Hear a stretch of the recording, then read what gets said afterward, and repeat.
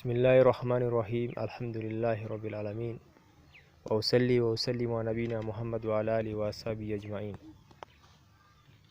The Swedish kafir, may Allah curse him, bans the Holy Quran in front of the whole world.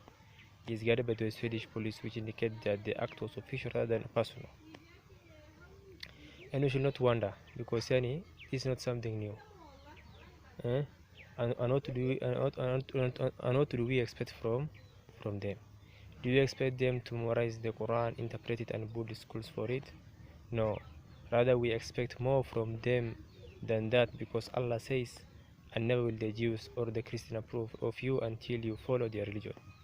Allah subhanahu wa ta'ala says, "They wish you would disbelieve as they disbelieve, so you will be alike." Allah also says, "They want to extinguish the light of Allah with their mouths." This is from them to provoke the Muslims. And the infidels know that this does not please the Muslims, and that some fools will carry out bombing operation to increase the world's understanding that Islam is a religion of terrorism, killing, and bombing. So control your emotions and restrict them to the law, and be on the saying and doing of your scholars.